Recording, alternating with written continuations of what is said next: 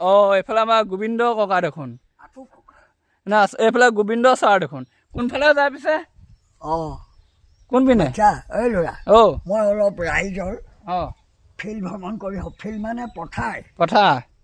পানী আছেনে নাই পথাৰৰ ৰাইজৰ পথাৰত ফিল্ডত পানী আছেনে নাই আৰু কঠীয়াবিলাকনো ৰাইজে কেনেকৈ পাৰিছে কি কৰিছে আৰু কোনোবাই 2-4 মাটি ৰুইছে নাই তাকে চাম বুলি আগবাঢ়ি আহি আছোঁ। আপোনাৰ খেতি আছে মানে খেতি মানে মই খেতি নাই মই ডেইলি চাউল কিনা মানুহ কিন্তু হ'লেও ৰাইজৰ খেতিয়েতো আমাৰ খেতি ৰাইজে যদি খেতি নকৰে চাউল কিনিবলৈ ক'ত পাম কেলে এতিয়া দেখোন 3 কোটা চাউল দিলে আকৌ 3 কোটা পাঞ্জাৱৰ পৰা 3 কোটা চাউল দিলে মানে 3 মাহৰ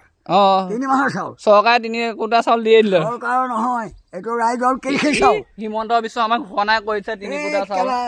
হেমন্ত বিশ্ব শৰ্মাদেৱে খেতি কৰি দিছে নেকি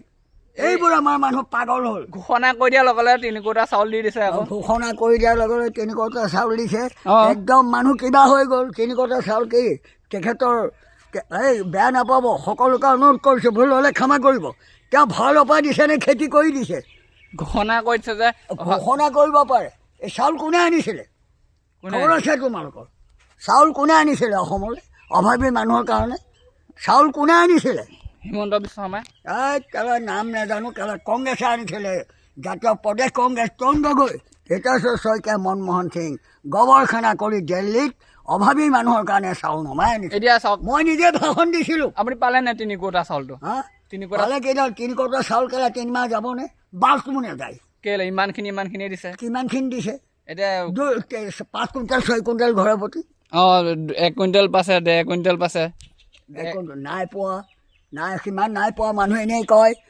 এটা মানুহে 5 কেজিকৈ চাউল পালে 4টা মানুহৰ চাউল কিমান হ'ল 3 মাহৰ 3 মাহ সেইবোৰ বাদ দিয়া খেলা বাকী বাদ দিয়ক কথা এটা সোধোঁ দেই